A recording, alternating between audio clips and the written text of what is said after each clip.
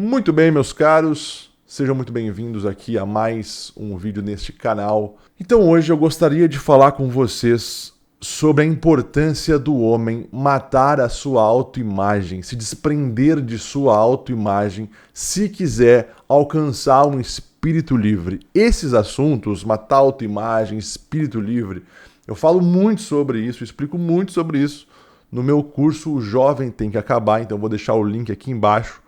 Se você quiser dar uma olhada lá, compra o curso, fica feliz e vida que segue. Mas hoje aqui, posso dizer uma aula, sei lá, ou nessa conversa, eu gostaria de falar com você sobre isso, trazendo um autor que eu considero um autor que, digamos, se desprendeu de sua autoimagem, ou que matou a sua autoimagem, que é o Henry Miller, tá? Este livro aqui, O Trópico de Câncer. Henry Miller, ele vai descrever as suas peripécias lá em Paris, né, nos anos de 1930 a 1934, que é quando ele lança esse livro aqui. Esse livro aqui é de 1934. Henry Miller, né, nessa vida parisiense, ele nos descreve ali as suas putarias homéricas, ele fala ali como é que era a vida vivendo de bar em bar, de vez em quando passando um pouco de fome, sendo meio mendigo, morando em vários lugares diferentes, fazendo algazarras com amigos, escrevendo, trabalhando. Ele também mostra muito a diferença, né, da cultura ali de Paris ou da Europa para a cultura americana, porque ele é um norte-americano, que foi... digamos, ele foi censurado em seu país, talvez por escrever essas coisas que ele escreve. Como assim, Guilherme, escrever as coisas que ele escreve? Ele é muito pesado mesmo. Então vou mostrar só um trecho para vocês, né? Então não se escandalizem, mas é só para vocês terem uma noção, né, de um homem escrevendo essas coisas naquela época. Numa noite dessas, fiquei com ela por pena. E o que a doida da puta tinha feito? Tinha raspado a buceta toda. Não deixou um pentelho. Já viu mulher que faz isso? Dá nojo, não? E é engraçado também, meio maluco. Não parece mais buceta. Parece uma lesma morta ou algo assim. Isso só mostra que buceta não é nada, principalmente raspada. Os pentelhos é que fazem a buceta misteriosa. Então, né, é este nível que você vai encontrar em Trópico de Câncer. Mas muitas pessoas, né, erram em achar que o Miller ele é simplesmente um autor pornográfico. E é só isso. Não, cara, tem trechos maravilhosos, porque o Miller, como ele é um cara desprendido de sua autoimagem, assim, e ele tem um espírito mais livre, ele tem uma inteligência que flui melhor, tem trechos que ele começa a descrever os cenários ali em Paris, assim, ou o que ele está vivendo, que são maravilhosos. É simplesmente uma poesia sendo escrita ali. Então, ele não é simplesmente um autor pornográfico, tá bom? Claro, eu li um trecho agora meio pornográfico, que também, assim, ó, vamos ser sinceros, nós homens, só que homem para homem, né? O cara tá falando uma verdade aqui sobre chalalas peludas.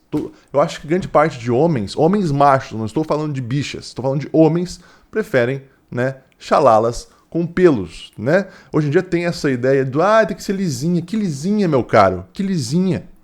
O pelo é que faz, né, a chalala misteriosa, pô. E bonita, e, né, enfim, não vou dar muitos detalhes para não transformar também este vídeo numa pornografia. Mas, enfim, então, eu resolvi trazer este autor porque eu acho que ele caracteriza bem, né, um homem desprendido de si mesmo, tá? E também eu vou começar a fazer mais coisas assim no canal aqui, trazer mais livros, mais autores, e trazer reflexões como essas que eu vou trazer hoje. Por quê? Porque eu percebo, né, que grande parte dos homens, principalmente, tem um imaginário muito pobre. Guilherme, o que é o imaginário? O imaginário é o teu baú de relicários, é o teu baú de experiências das quais você usa essas experiências para criar possibilidades de um futuro, entendeu? Então o que acontece? Se a memória é o teu solo do passado, o teu imaginário é o teu solo do futuro. Só que o imaginário, o que ele usa como munição para criar possibilidades? Ele usa a memória. Então, quanto mais você tem na tua memória narrativas, personagens, sei lá, que você compreende a história, compreende aquele personagem, compreende aquela obra, mais possibilidades você tem. E como nós vemos numa pobreza, cara, nós vemos hoje numa pobreza, pobreza imaginativa mesmo. As pessoas não leem mais, as pessoas não assistem bons filmes, ou quando assistem estão dispersas na experiência. Então elas não têm munição para utilizar no imaginário. E aí eu vou ser bem sério com vocês, que é o seguinte: grande parte das doenças mentais, elas se intensificam com a impossibilidade do indivíduo de criar possibilidades. Vocês entenderam o que eu falei agora? Quer dizer, quando você olha um ansioso ou um depressivo, são pessoas que se enfiaram num canto e elas não conseguem sair daquele canto, elas não conseguem criar possibilidades de outras coisas. Então elas ficam ali presas, elas não conseguem sair dali. Por quê? Porque elas não conseguem criar. Então, por exemplo, quando eu recebo no consultório homens, ou mulheres, mas mais homens, que estão lá muito tristes porque a namoradinha largou eles, né? E estão muito tristes. Alguns, inclusive, falam em suicídio. Olha a pobreza de imaginário. Quer dizer, um cara desse, ele não tem na memória dele histórias como, sei lá, Henry Miller. Ele não tem na memória dele histórias como do Alexander Solzhenitsyn, que foi posto num gulag lá na antiga União Soviética e trabalhou feito um escravo e saiu vivo. Ele não tem na memória dele, sei lá, histórias como de Viktor Frankl, né, que foi posto num campo de concentração. E quando a pessoa tem isso na memória e ela realmente absorveu aquela obra, ela fica mais profunda. Ela tem mais meios de comparação, de parâmetro e de possibilidades, de criar possibilidades. Então imagina, pô, a minha esposa me larga. Tudo bem, dói pra caralho. Mas, caramba, aí eu olho pra esses grandes homens e penso, meu Deus, não. Eu vou ficar aqui, eu vou pensar em suicídio quando que um cara enfrentou um campo de concentração e saiu de lá de cabeça erguida. Não vou fazer isso nunca. Isso é enriquecer o imaginário, é você ter possibilidade, você ter mais narrativas dentro da sua memória que você agora pode usar para criar possibilidades. E é o que eu vou começar a fazer cada vez mais aqui. Eu já faço isso, né? Não sempre um trecho, mas eu vou fazer cada vez mais aí, trazendo livros, autores, séries, né, personagens. Eu acho que isso ajuda também vocês, né? Então, né, gostaria muito, né, de falar sobre este livro aqui, O Trópico de Câncer, principalmente sobre o seu autor, o Henry Miller, e sobre como que ele consegue mostrar para nós esse desprendimento das coisas, né? Tanto de si mesmo quanto das coisas materiais, tá? E é muito interessante isso, porque à medida que tu vai lendo esse livro, é impossível você não comparar, sabe? Assim, porra, olha esse cara vivendo a vida. Aí tu olha para você, aí tu olha para os homens modernos. Nós, os modernos, nós nascemos num mundo completamente confortável. Então a gente tá sempre apegado aos confortinhos, né? E aí tu olha a história desse cara aqui, né? O cara com 39 anos, ele saiu dos Estados Unidos por livre e espontânea vontade, tá? Com coragem, e atravessou o oceano e foi parar na França. Nos Estados Unidos, ele foi censurado. Ele foi censurado, como eu falei antes no início. Mas ele poderia muito bem ter ficado, vou ficar aqui pianinho, vou ficar quietinho aqui, né? Tem aqui a minha mulher, vou ficar aqui quietinho, né?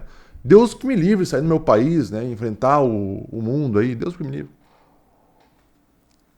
Ele poderia ter ficado pianinho, quietinho. Mas o que ele fez? Não. Não, eu preciso fazer minha arte, eu preciso criar coisas. Ele fala muito também nesse livro sobre criar, tá? Então ele foi atrás disso e atravessou o oceano. E eu quero que vocês façam exercícios de imaginação. Porque naquela época, pegar um navio, não é hoje, sei lá, tu pega um navio ali, um cruzeiro, all inclusive, entendeu? Quartinho lá, né? Executivo, camona, individual, e tem 30 restaurantes naqueles navios gigantes, showzinho toda noite. Não, nessa época aqui, em 1930, não era assim, pô. Sei lá, era gente fedendo, não tinha desodorante, ninguém escovava os dentes. O cara saiu de casa, o Miller, com 2 ou 3 trouxas de roupa, sem saber o que encontrar na França. Olha que loucura isso, meu. Olha a coragem desse homem. Ou loucura, ou, sei lá, insanidade, mas a gente não pode negar que há uma coragem em fazer isso. Há uma coragem em fazer isso. E é o que falta nos homens de hoje. Coragem. Por que falta coragem? Porque nós estamos cada vez mais presos à nossa autoimagem. A nossa autoimagem. A gente está sempre preso ao nosso status social, o que vão pensar de nós. Vocês percebem isso em vocês ou não? Né? É muito comum a gente ter isso, assim, né? Essas percepções, né? Os homens hoje, eles, como eles são muito apegados à sua autoimagem, eles ficam muito frágeis, eles ficam muito sensíveis. Por quê? Porque sempre que eu me apego à minha autoimagem... Guilherme, vamos lá. O que é autoimagem, Guilherme? O autoimagem está diretamente ligado com o teu ego. Tá? O que é o ego? O ego é a história que você conta para você mesmo sobre você mesmo. Então, se eu te perguntar, fulano, quem é você? Você vai me falar uma história. Isso é a tua autoimagem. Então, quando eu falo em matar a autoimagem, é claro que isso é uma figura de linguagem, porque não tem como eu matar a autoimagem. A partir do momento que eu estou neste mundo concreto, né, material, não tem como eu viver neste mundo sem contar uma história. A partir do momento que eu conheço a linguagem, né? Então, né, domino a linguagem, eu começo a contar uma história. Essa história, ela é impossível não ser contada, porque sempre que alguém te perguntar sobre a tua vida, quem é você, fulano? Você vai contar uma história. Se você pergunta quem é você, Guilherme, eu sou o Guilherme, sou terapeuta, sou escritor, sou casado com a Adeline, sou católico. Todas essas coisas que eu botei pra vocês, isso é uma autoimagem. Isso é algo que eu olho pra mim e penso, eu sou isso aí mesmo. Só que tem uma diferença, né, nessas autoimagens. Qual que é a diferença? Tu tem desde autoimagens que não estão ligadas com a verdade ou com a realidade concreta, e tu tem autoimagens que estão ligadas com a realidade concreta. O problema é justamente esse. É quando você começa a contar uma história sobre você mesmo, pra você mesmo, que é uma mentira. Sei lá, você finge que você domina alguma coisa que você não domina, você finge que você é algo que você não é. E aí você se apega a essa mentira. E toda vez que alguém duvida desse personagem que você está criando, você quebra. Ou você se enfurece, ou você fica putinho, ou sei lá. Porque você, no fundo, não sabe quem você é. Você está contando uma mentira para você mesmo. Então, assim, quando eu falo em se desprender da autoimagem, eu estou falando principalmente de se desprender desses rótulos mentirosos que a gente conta sobre nós mesmos. E é o que muita gente faz hoje neste mundo de internet. Porque nós chegamos na internet e nós vemos todo mundo ali é maravilhoso, todo mundo ali é lindo, todo mundo ali tem dinheiro, todo mundo ali viaja, todo mundo ali é alta performance, né?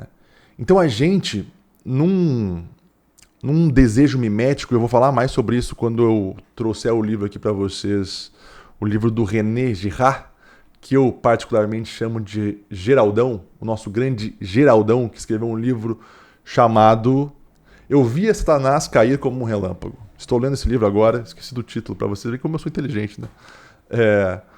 Eu vou trazer esse livro e eu vou falar muito sobre essa questão do desejo mimético, mas acontece que as redes sociais, elas fomentam isso. Então você olha a vida do outro e você deseja o que o outro tem, a vida daquele outro ali, tá? E aí, é óbvio que você não quer ficar por baixo nessa competição. E aí você começa o quê? A fingir coisas. A se apegar a autoimagens, muitas vezes, que você não é aquilo ali. Eu vi isso acontecer demais, principalmente no meio de terapia, aqui, que é o meu meio, né? Caras que não dominavam nada. Botavam lá nas suas bios do Instagram que dominavam tal assunto. Mas não dominavam. Por quê? Porque eu conhecia o cara, por isso que eu sabia. Então ele está fingindo ser alguém que ele não é. E mais, está se apegando a essa autoimagem ilibada dele mesmo. Isso torna este cara fraco. Fraco. Porque ele está contando uma mentira para ele mesmo. Que nós podemos dizer que contar mentiras para si mesmo é neurose. Fora esse fato, né, do desejo mimético, nós também vivemos um mundo completamente materialista, né? Materialista. As pessoas estão cada vez mais transformando tudo em mercadoria. Tá? Ah, Guilherme, tu é marxista? Não, tá? Não, de jeito nenhum. Mas essa questão de transformar tudo em mercadoria é algo que, né, a gente não pode negar que isso acontece em demasia. E quando eu transformo tudo em mercadoria, eu começo a me apegar às coisas materiais, eu me torno refém daquilo ali. Ou seja, isso também passa a ser um traço de fraqueza na minha personalidade. Quanto mais eu me apego às coisas materiais, quanto mais eu me apego nessas autoimagens que eu faço de mim mesmo, que são ilusórias, que são mentiras, que não são verdades, mais fraco eu vou me tornando, porque cada vez mais eu preciso me autopreservar, vocês entendem isso? Quanto mais eu fico apegado a essas coisas que eu crio de mim mesmo, a esses rótulos, a essas coisas materiais, mais eu preciso preservar isso. Quanto mais eu preciso preservar essas coisas materiais, menos eu sou capaz de sacrificar coisas, menos eu sou capaz de amar alguma coisa de maneira real e entregue, entende? Então imagina o homem, Henry Miller, pegar um navio, né, atravessar o continente. Ele deixou muita coisa para trás. Deixou coisas materiais, deixou um monte de coisa, emprego, mulher, sei lá. Deixou um monte de coisa para trás e atravessou. Porque ele tinha um outro tipo de paixão, né? E ele foi atrás disso, entendeu? Então tu tem que ser meio desapegado nesse sentido para poder fazer algumas coisas nesse sentido. Ah, Guilherme, mas o Miller, ele era um imoral. Você pode dizer isso. Ah, porque olha só o trecho que você leu para nós aqui.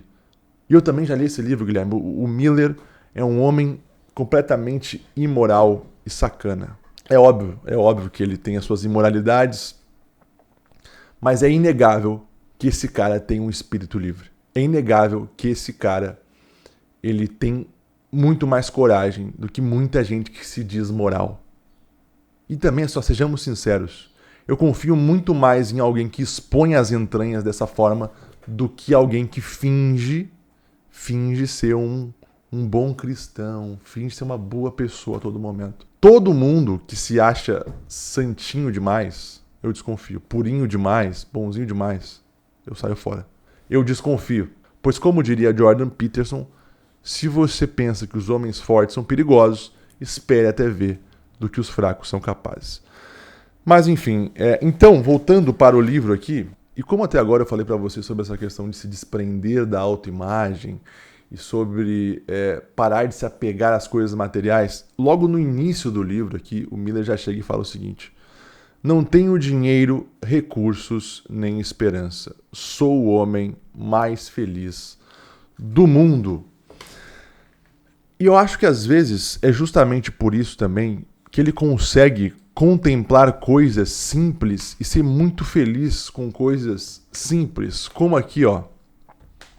E agora estou num quarto abafado, respirando normalmente por minhas guelras. A seiva ainda escorre no meio das pernas dela. Isso é lindo, né, pô? Um cheiro quente e felino e o seu cabelo na minha boca. Meus olhos estão fechados. Respiramos quente um na boca do outro. Bem perto, os Estados Unidos estão a 5.000 quilômetros de distância. Nunca mais quero ir lá. Ficar com ela aqui na cama, respirando em mim, os cabelos na minha boca. Acho isso uma espécie de milagre. Nada pode acontecer até de manhã. Então percebam o olhar dele para a realidade. É um homem que, por ser desprendido, né, de sua autoimagem ilibada, e por estar talvez mais próximo de um espírito livre, ele consegue contemplar as coisas simples da realidade. Sei lá, uma trepada com uma mulher, sentir o cheiro de uma mulher, deitar numa cama, conseguir dormir, contemplar uma paisagem. Ele fala de vez em quando aqui no livro, né, ele descreve algumas paisagens ali de Paris e como ele acha aquilo belo. Ou seja, eu consigo ser feliz com coisas simples, né? Porque se a gente for parar para pensar, o nosso mundo hoje, o nosso mundo burguês, ele faz a gente perder essas simplicidades. Ele faz a gente se tornar ingratos diante da grandeza da realidade. Ou seja, eu só vou ser feliz, sei lá, se eu tiver o iPhone 16, eu só vou ser feliz se eu tiver a casa dos meus sonhos, eu só vou ser feliz se eu tiver o carro do ano, eu só vou ser feliz se eu viajar para a Europa. E a pessoa, ela perde momentos simples como esse. Aqui ele tem outro momento que ele fala aqui, ó. Quando penso na sua fedorenta Montparnasse e depois nas minhas noites em Bay Ridge com Fanny, após um bom jantar, garanto que não há comparação. São coisas simples como a comida, os filhos, uma iluminação suave e Fanny sentada ali, um pouco cansada, mas alegre, satisfeita, empanturrada de tanto pão que comeu.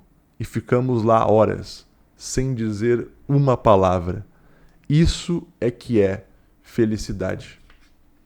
Então, ao longo, né, do livro, ele vai descrevendo essas coisas que talvez para muita gente seria uma coisa tão tediosa, né? Ficar ali em silêncio com uma mulher. Ficar ali, sei lá, até trepar com uma mulher para muita gente é tão tedioso, né? Putz, que saco ter que fazer isso e tal. Só que ele tá com outro olhar, ele tá com um olhar tão mais limpo para as coisas da realidade, que ele consegue ver esses milagres, tá? E muitos poderiam chamar o Miller, sei lá, de um niilista, o cara que perdeu a esperança e por isso que agora ele é feliz e tal. Mas eu não vejo por esse lado. Eu não acho que ele é um niilista no sentido conceitual da palavra niilismo, assim, né? Do que significa niilismo de fato. Eu acho que o Miller ele entendeu que aqui é o vale de lágrimas, assim. Então o que vier é lucro. Eu poder trepar com uma mulher é lucro. Eu poder desfrutar de uma boa comida é lucro. E eu ganhei a vida por isso. Ou seja, é como se ele partisse de uma visão para a realidade que ele está sempre em débito. Ele está sempre devendo. Ele está sempre devendo. Então quando ele ganha alguma coisa, tô feito. Tá lindo isso aqui, é um milagre, eu ganhei isso aqui. Ou seja, vocês vão observar que todas essas descrições que eu estou fazendo aqui para vocês, lendo essas partes, vocês percebem o que está ali intrínseco. Gratidão. O cara está grato por aquele momento. Só que o ponto é, como é que eu vou ser grato por algo se eu estou sempre achando que o mundo está me devendo algo? Se eu estou sempre apegado à minha autoimagem, se eu estou sempre apegado às coisas materiais. E quanto mais apegado eu fico a essas coisas, mais eu acho que todo mundo me deve alguma coisa. Mais eu acho que só vou ser feliz com coisas muito mais, sei lá, sofisticadas, etc, etc, etc. Compreendem, meus caros, a grandeza deste homem? Vamos lá, vamos ver outro trecho. Aqui, ó, esse trecho aqui também é bom.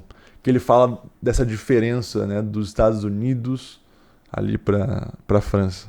Tive de viajar o mundo todo para descobrir um nicho tão confortável e interessante como esse. É quase inacreditável. Como podia eu imaginar nos Estados Unidos, com todos aqueles fogos de artifício que enfiam no rabo da gente para animar e encorajar, que o cargo ideal para um sujeito do meu temperamento era procurar erros de ortografia. Porque lá em Paris ele fazia isso, né? Ele era redator, se eu não me engano. Lá a gente só pensa em um dia virar presidente dos Estados Unidos. Potencialmente, todo mundo é feito do mesmo estofo presidencial. Aqui, na revisão, a coisa é outra. Aqui, cada sujeito é potencialmente um nada. Se alguém vira alguma coisa, é por acaso. É milagre. O mundo sem esperança, mas sem desespero. É como se eu tivesse me convertido a uma nova religião, embora esteja toda noite fazendo uma novena anual para Nossa Senhora da Consolação.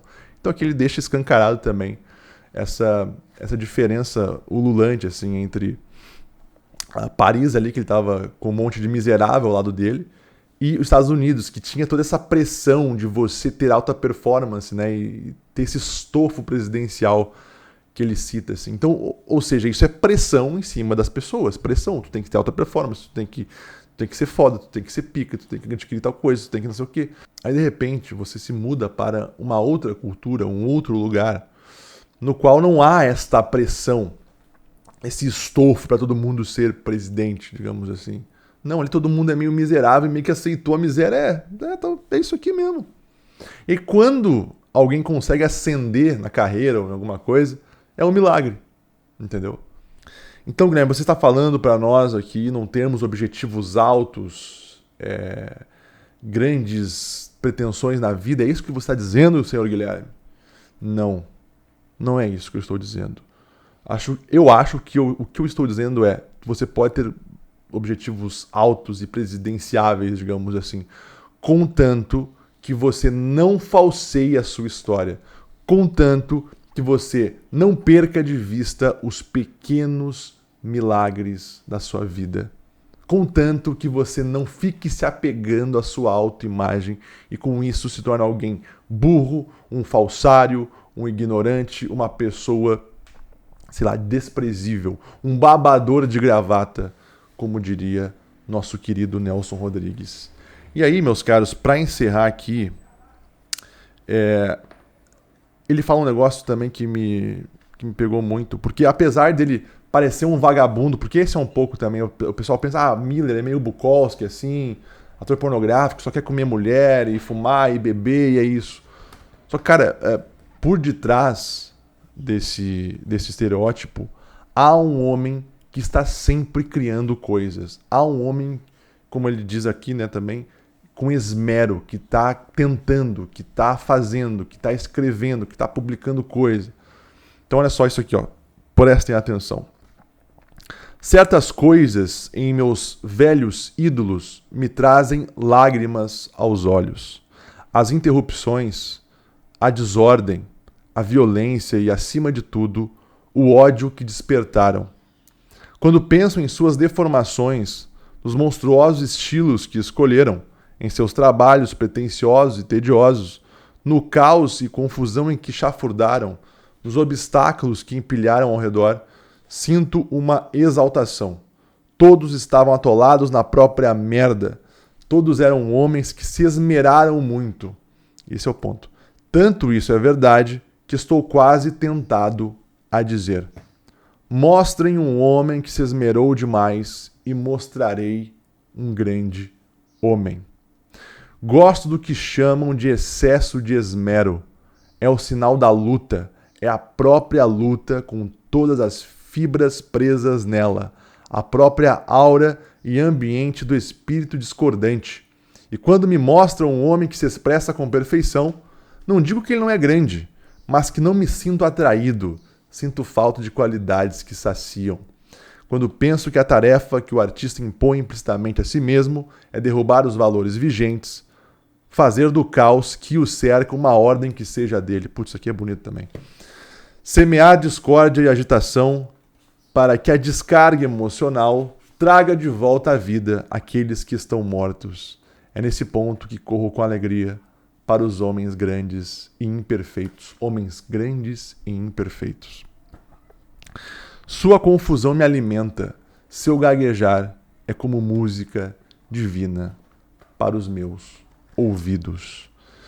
Aqui, além dessa questão, né, do se esmerar, né, do homem que se esmerou demais e como isso é admirável, né, o que eu também gosto é dessa coisa do Miller olhar para a realidade e amar a miséria também. Sabe? Tipo, se ver como um miserável e amar a desordem. Não no sentido de, sei lá, de novo, niilista de ser, mas no sentido de pegar a própria desordem do mundo ou as misérias do mundo e fazer isso a própria ordem. Transformar isso em algo, até às vezes, digno. E aí você pega esta visão aqui do Miller, do homem que se esmerou demais, do homem que abraçou a desordem e fez da desordem a sua ordem, dos miseráveis do mundo, etc. E você contrasta com a visão ou com o estilo de vida dos homens da modernidade. E você começa a enxergar até nos homens modernos uma certa frescura, uma certa veadagem, né, de como eles levam a vidinha perfeitinha deles, entende? Tudo tem que ser, né, tudo certinho, tudo alta performance, tudo produtivo, é meio... Sabe? E tudo isso também muitas vezes para agradar a massa, para agradar o todo. Eu acho que esse é um dos pontos mais importantes também, acho, dessa aula ou desse vídeo de hoje, assim. Porque a questão é justamente essa, é você se desapega de sua autoimagem ilibada e mentirosa, justamente para você conseguir falar o que você está vendo, escrever o que você está vendo. E é o que não acontece com a maioria das pessoas. Elas estão toda hora fingindo coisas, mentindo para elas mesmas, se tornando falsárias. Por quê? Para ganhar validação, para ser amado por todos os miseráveis da terra. Isso é inadmissível para um homem. Então, né, Trópico de Câncer, Henry Miller, nos ajuda a sair disso, a tirar um pouco essa visão bonitinha, né, de vida, essa coisa muito, sabe, perfeitinha, esse apego às coisas materiais, esse apego a uma autoimagem. Nossa, meu Deus, eu não posso falar palavrão, eu não posso falar nada demais. Então o Miller nos ajuda a isso. Então tá aqui essa indicação, Henry Miller, Trópico de Câncer. Espero que vocês tenham gostado. Então é isso. Fiquem bem, fiquem com Deus. Aproveito também, já, né, ofereço o meu atendimento terapêutico. Se você gostaria de fazer terapia comigo, aqui embaixo também tem o link do meu WhatsApp. E também tem o link lá do Memórias e Confissões, que é onde eu coloco a minha escrita lá, crônicas, cartas. Vão lá, leiam também se tiverem interesse. Tá bom? Então é isso. Fiquem bem, fiquem com Deus e sobrevivam.